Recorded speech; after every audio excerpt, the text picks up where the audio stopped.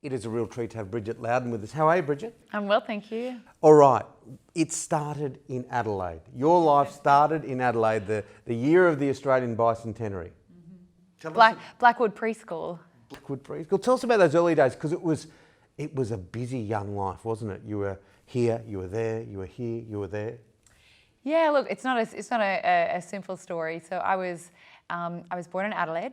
I moved to Sydney when I was 5. Annandale Public School. And then when I was 8 years old, I actually moved to Toronto, Canada.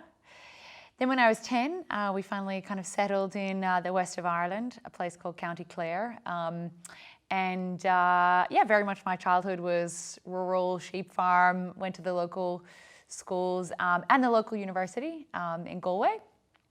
Studied commerce and French. And then when I graduated, so I started my degree 2005, graduated 2009. It was the absolute depths of the global financial crisis. And I bought a one-way ticket to Sydney, and I've been here for the last 10 years or so.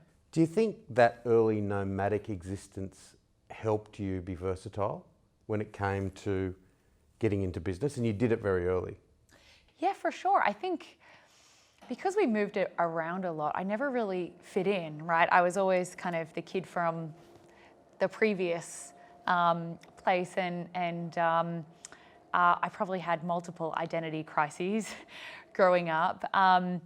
But something just kind of clicked in me, I think, when I was, 17 or 18, and I just thought to myself, oh my God, I'm so grateful that I've had this kind of diverse upbringing. I think it had helped me become resilient, and have a broader aperture for how I saw the world. And from there, I think kind of felt grateful that I was a bit of a global citizen, and of course, it kind of took me around the world. So. It's not always easy being the new kid, is it? It's not always easy to knock on doors in life or in business to say, come on, open it up for me. I've got something for you. Yeah. Because of so I grew up in actually a very small village, about 1,000 people. But I just knew, I felt deep down that there was going to be big stuff in the world for me, but I had no idea how to get to it. I didn't really have people, I guess you'd call it a network now, but I didn't have people around me who, were kind of skyrocketing in the business world. But I was lucky in that the internet was kind of, burgeoning, emerging when I was in my kind of late teens, early 20s at university. I remember getting my kind of first email account at the start of university, and that really opened up the world for me. That allowed me to kind of explore and see other places, and even find, and actually explore and research Australia. And in 2009, I thought to myself, there's no opportunity here. But I remember reading in Australia that Australia hadn't gone into recession. It was 32 degrees. I thought... bit different to Galway, huh? I thought, my God, what am I doing here? So, look, I bought a one-way ticket, and I knew one person in Sydney, but I didn't really know what I wanted to do with my life. I ended up getting a job. I met someone on the Manly Ferry who ran the 18-footers yacht club in Double Bay, and they gave me a job as a barista. And from there, I actually met someone else who told me about this thing called management consulting. It was from there that I sent out so many CVs. I knocked on so many doors, but I landed my first, I guess, kind of employment, or kind of professional job, if you will, at a company called Bain, and I couldn't believe it. I just couldn't believe it. And I remember looking around and thinking, my God, like everyone here has done, an internship at Goldman Sachs or Macquarie Bank or wherever, and had gone to these kind of, great institutions. And I just remember thinking, oh my God, at any moment they're going to realize that I'm kind of just a country girl, and boot me out of there. But it's, you know what, it is music to the ears hearing that little story, and I want to talk about arriving in the land of opportunity. But that commerce French is a little bit of a sign of, I don't know exactly where I want to go to. And there'd be stacks and stacks of people watching this who are at that very similar age, who know where they probably want to get to, but it's a little bit murky. But to hear you, someone who's been hugely successful, do the path less travelled, or whichever way you want to put it in inverted commas, it's enriching for young people, because you don't have to exactly know where to put the pen next, do you? Yes. Yeah, I think that's right. And one thing I should add is that actually, for whatever reason, I never saw myself, maybe because I didn't think I could, but I never saw myself in the kind of traditional path of everybody else. And so while I was in university, I was working really hard. So I had a job in a bar, and I had a job, so I'd go to university, and then I would do kind of 7 to 1 a.m. in a bar. And then I would get up the next morning, and then weekends, I pretty much did Friday night through to Sunday night in a restaurant. And I just thought to myself, so this is my first year of uni to kind of pay for it. And then I thought to myself, there's got to be better ways to make money than this. So I started some tutoring, and then over time actually built a little tutoring business. During university, I also realized that university books were really expensive in the local store, and this little company called Amazon had just launched. Tiny. Really small, and in fact, no one trusted it because it was .co.uk, and the Irish just wouldn't trust a .co.uk. But I knew that they would trust a .ie site, so I actually created a little website and sold some university books as well. I bought them on Amazon, and the Students' Union shop, I think, sold them for like maybe €75. Amazon sold them for 12, and I sold them for $35. So I had lots of little things like this, and I guess you'd call that entrepreneurial back then. It was just a way of, kind of seizing the opportunity. But I think then when I graduated, that kind of idea that I just had to rely on myself to make my way, I think certainly helped build the resilience that I think you need to be successful, particularly in a world that we're in now. And one of the things that in learning about Torrens over the last little while, I love the idea that, like, I think Torrens is probably full of people who feel some of the things that I did, like they're taking maybe a less traditional path, or choosing to study in a different way. And I just think this is such a perfect time to be part of an institution like this that helps breed those kind of things that my path did at a time like this. Oh, absolutely. And through your lens, from the life that you'd led, from the study, from the little side kicks that you had going on with the books and everything else,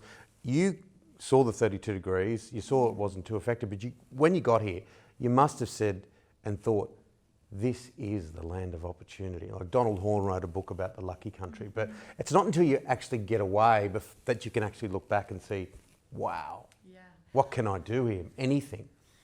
I actually have goosebumps thinking about it. I remember landing here and standing, icebergs, there's apartments there, and I'd just come from the city, and of course the city has full of skyscrapers, and it feels like this immense, bustling, center of opportunity. And then going to the beach and thinking, oh my God, all of this is in one place. I just remember thinking, God, anything's possible here. And it was overwhelmingly exciting, yeah. What happened next? After landing, it was, for any job that I've had, I reckon I've handed out on average like 70 or 80 CVs, even for that barista job. So I think, one thing that I would say is when we see people's lives unfold, particularly in social media or Instagram, like we're just seeing the highlight reel, right? We're not actually seeing backstage. No. And I think Very few people put the bad meals on Insta, do they? yeah, It's always people the aren't- good ones. You know, people don't jump on LinkedIn and say, oh, submitted my, applied for my 100th job that I haven't got. And so I think a lot of no's. Like my life at that time was characterized by so many no's. And then just that kind of hunger and drive and desire to get up the next day and say, no, I've got this. So that was that time. But so came here, worked as a barista for a little while. Actually joined a startup in between landing and joining Bain. That didn't work out. But then getting to Bain, and I spent a few years there. And then broke out again kind of on my own. So. The entrepreneur in you broke free, the entrepreneur that was there at university. And the thing about this particular tertiary institution, it is very much hands-on. Look, I studied when the world was still in black and white, really, and it was just like go to uni and that was it. But there was never a real you couldn't touch what was out there where you were going to possibly be. But this education system gives you that. So did you do any internships when you were at uni, when you were back in uni in Galway? Yeah, it's a good question. I didn't do any formal internships, but actually I love the placement program that's here at Torrens. I think that's brilliant.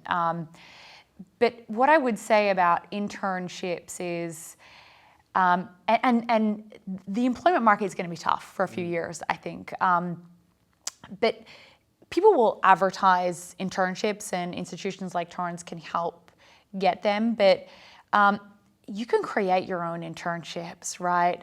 Like what I'd suggest is like find companies or people that inspire you, right? Like if you read about a company and it kind of you're like, oh, that excites me. That feels just like find someone in the organization. And here's the thing, on LinkedIn, like you can contact almost anyone in the world, right? Like you can send them a message or you can, guess their email, and send people emails and say like, this is who I am. This is what I'm passionate about. I think people sometimes get scared they don't have the skills, but like, grit, determination, just the fact that you reached out shows you've got a level of tenacity and drive. Reach out and say, hey, I've got, can I come and be of service? Here are some of the things that I can do. I sometimes have people reach out to me, and I've taken on interns myself who've reached out to me. I would say kind of create your internship. And that's what I did in university. In my third year, I heard my godmother's friend in Hong Kong was starting a business, and my mom told me about it over dinner, I remember, and it was in fashion. She was importing Australian and American labels into the Hong Kong market. I knew nothing about Hong Kong. I knew nothing about fashion, but I just thought, my God, this sounds exciting. And it was that, or like working in the kind of the local restaurant. And I just said, Mom, do you think I can call her? And I called her and I said, you don't know me, but I'm Kim's goddaughter. And I had her send an email too. And I just said, look, can I come in? I'll pay for my flights, but let me come in. I can put labels on stuff. I can do some record keeping, data entry, whatever it is you need. I'll be your assistant. And she kind of said, yeah, okay, fine.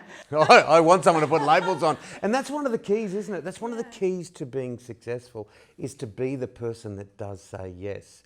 You, particularly early on, if you are the person that says yes, or grips on to a contact from a godmother or something like that, that helps carry you forward. If you're the one who's pushing it back saying no, it becomes a lot harder. Totally. And I think what holds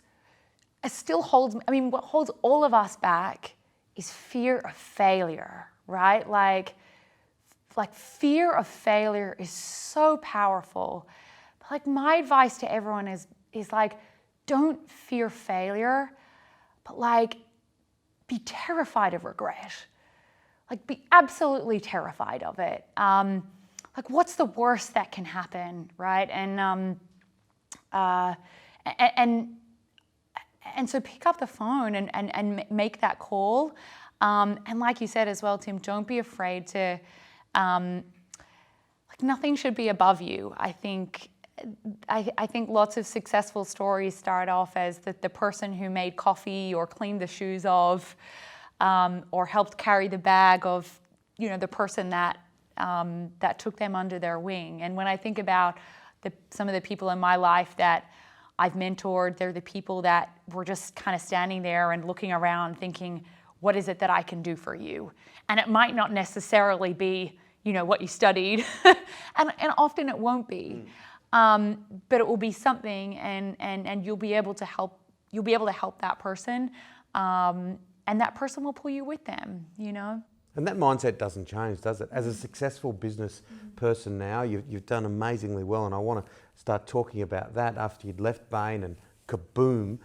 You never lose that mentality though, do you? Like, because when you become a leader and your staff seeing, oh, Bridget just made 4 coffees for 3, or Bridget actually is doing what we're doing.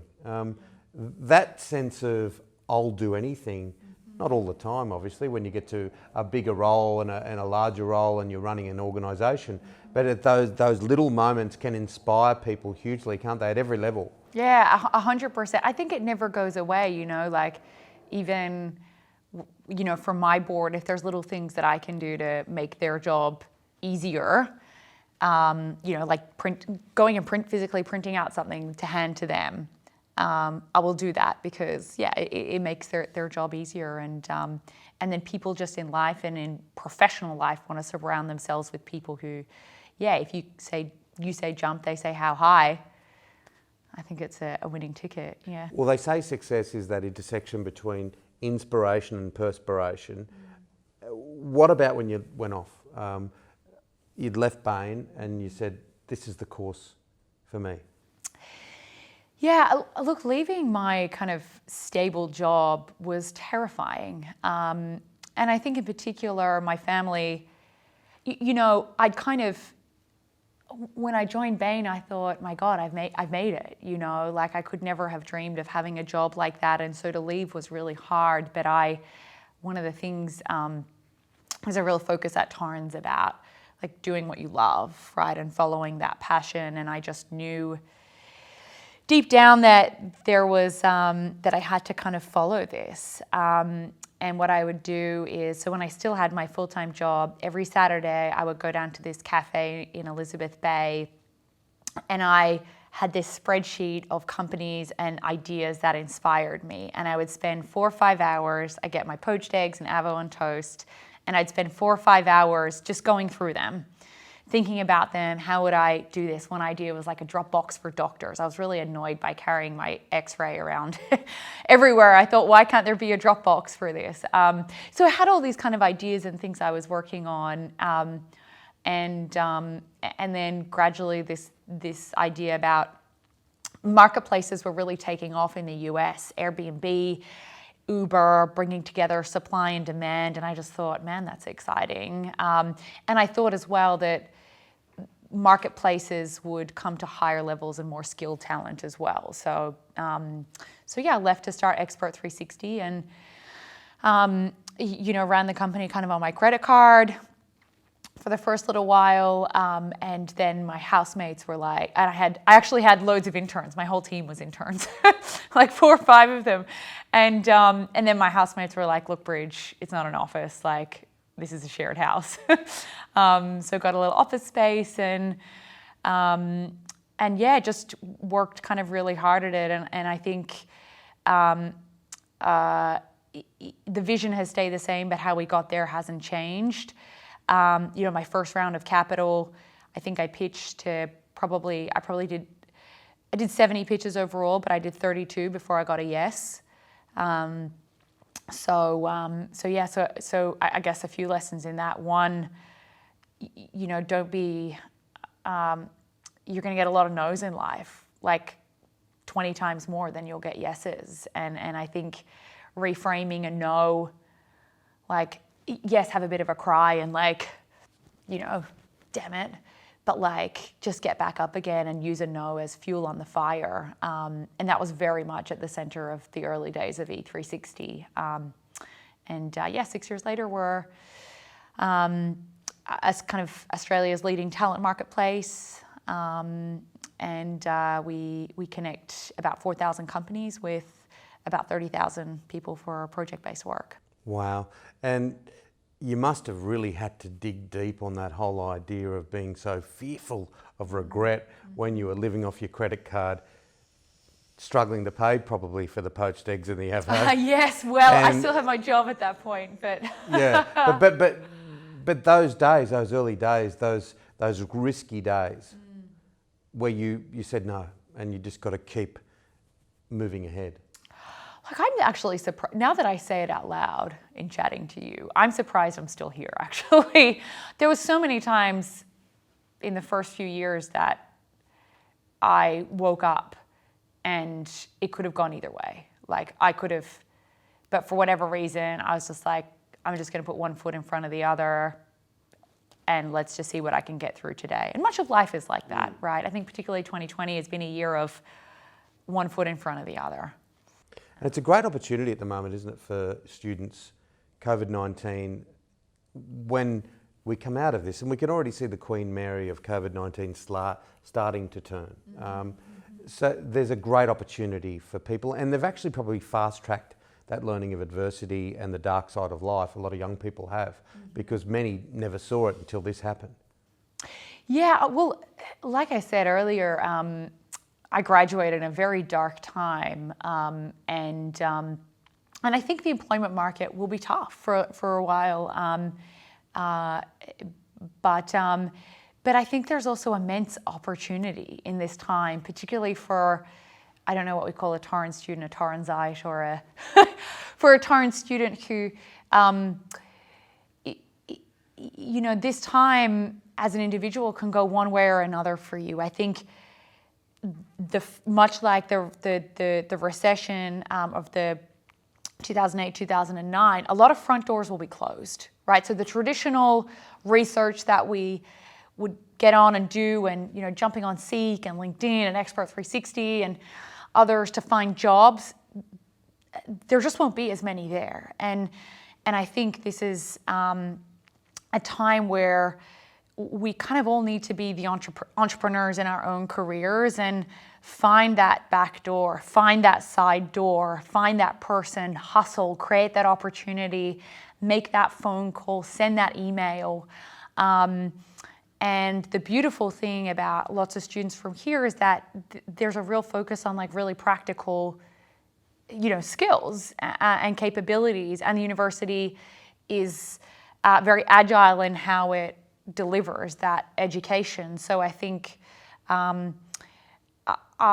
yes, it can feel a little bit scary, but it's also an immense opportunity. And I hope that the students graduating in these coming years can look back and think, wow, remember when they'll be telling the story that I'm telling, which is, 10 years ago, it was a dark time and I had to do X, Y, and Z, and I had to do this and I had to hustle here. That's the story that the students of today, I think, will be telling in 10 years. The other thing that's really strong talking to you, coming through to me, is this whole idea of modern resilience. And when I talk about modern resilience, if one of the great handicaps of the modern generation is the way that they react to social media, the way they react to people's comments, you really, in your growth as a student, as a young person, you need to insulate yourself from what's important and what's not, from what feedback's important. Because a lot of people, like you said, say no, or this and that. You've really just got to let it. You have to, because it doesn't mean anything, does it? Yeah, I think that's right. And the whole kind of social media thing wasn't a thing when I was at this time, but yeah, there's a lot of noise out there, and you've got to find those authentic voices that speak to you, and listen to them, but be able to shut out a lot of it as well. And also try and find and listen to that authentic voice within yourself. I think often I think we spend a lot of time in life making decisions, thinking about what would X think of this decision I'm about to make? What would my mum think of this? Like, what if I failed? What would she think? Or what would, that person, that job that I failed at, or what would they think? And I really don't want to look bad in front of them. So we all have these kind of, I wouldn't call them puppets, that's a bit dark, but these kind of people that we're putting our decisions through. And the more that you can kind of come back to that authentic voice and think about what really makes me tick, and then kind of, who cares what anyone else thinks? Like, really? And we all feel like everyone's looking at us, like we all feel like everyone's like, oh, what if Bridget fails? God, I can't believe. They're not. No one cares. Everyone's got their own thing going on. And I think one of the most wonderful, someone else actually said to me this 4 or 5 years ago when I was really worried about something. They're like, Bridge, no one cares. Like, if you're successful or you're not, it doesn't matter, but you need to do what is right for you. That's kind of the most important thing. At the risk of channeling Ed Sheeran, what about the Galway girl being on the Telstra board? Like, big boards in Australia and all around the world, the history is of three-piece suits and very male-orientated. Tell us about that. Yeah, look, it's a real privilege to be on the board. I was really surprised when they reached out, and actually I originally just thought, I don't think this is the right fit, but then I kind of I started to reflect on it more, and look, in life, kind of opportunities are presented to you like this, and you go with it, right? I was worried about being able to manage it alongside my own CEO and founder role, which is huge still, and my 110% of my focus, really. So I was worried about that, and I was a bit concerned as well about what people thought potentially. Like, could I manage both? I deep down knew that I could, and so pursued it. But it's just a real privilege to even be in the same room as incredibly accomplished executives, board members, and to be part of what I think is a really important Australian story. Absolutely, and I can say this, and you're humble in your approach, but it's an enormous honour, and it's been an honour to talk to you. I'll leave this last question for you and say, these are your students. What's your final message to those students, those impressionable people watching this today? Look, I'll probably come back to that point I made earlier, which is, don't be afraid of failure, but be afraid of regret. You'll have a lot of, particularly in this employee market, you'll have a lot of closed doors and doors that won't even open. But as individuals, coming through Torrens, I think you have in with you probably something already very special, and a set of traits and characteristics that may be unclear to you now, but that employers like me and that the world is really hungry for. So yeah, good luck. Thanks, Bridget. Yeah.